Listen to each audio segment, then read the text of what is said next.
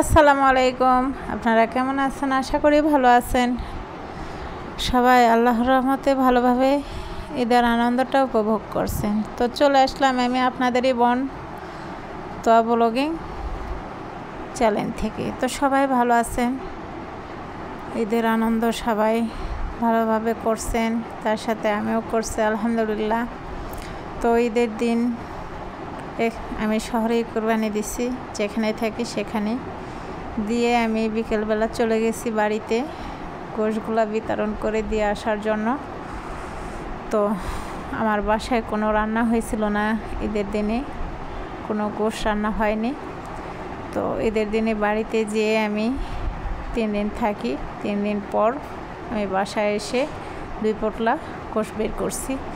মেয়ে বলতেছে মামনি একটু গোশ ভাজো, তো ভাজা গোশ খাবে। তো তার জন্য আমি 2 পোটলা গোশ বের করে ভাজার জন্য আমি সব ধরনের মশলা দিয়ে দিলাম। আমি কোনো স্পেশাল মশলা দিয়ে গরুর গোশ রান্না করি না, কারণ এমনিতেই অনেক টেস্ট কুরবানির গোশ, যেমন তেমন করে রান্না করলেই ভালো লাগে।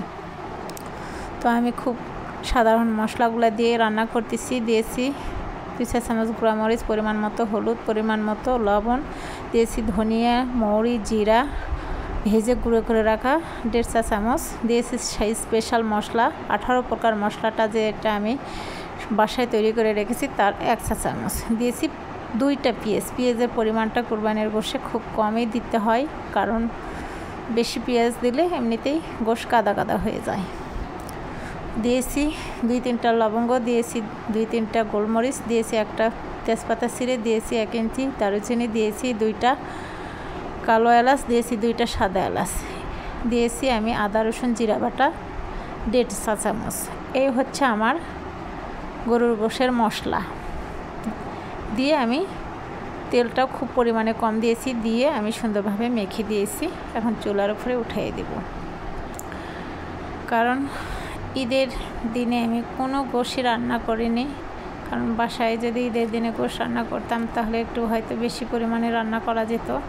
তো চলে গেছিলাম বাড়িতে গরুর গোশগুলা গরিব মানুষ আত্মীয় স্বজনকে দেওয়ার জন্য, যার জন্য বাসায় রান্না হয়েছিল না। তো আর ফ্রিজে রাখার পর তো আর ওইভাবে বেশি রান্না করা যায় না, হিসাব করেই বের করে রান্না করতে হয়। তো 2 পোটলা গোশ আমি বের করে সুন্দরভাবে রান্না করে নিয়ে একদম মাখা মাখা করছি। মানে গরুর গোশটা খুব ভালো ছিল, কালারটা অনেক সুন্দর ছিল, কারণ খয়েরি একটা কালার গোশের ছিল। তো আপনারা চাইলে কিন্তু এইভাবে গরুর গোশটা রান্না করতে পারেন, খুব হেভি মজা, চালের রুটি দিয়ে।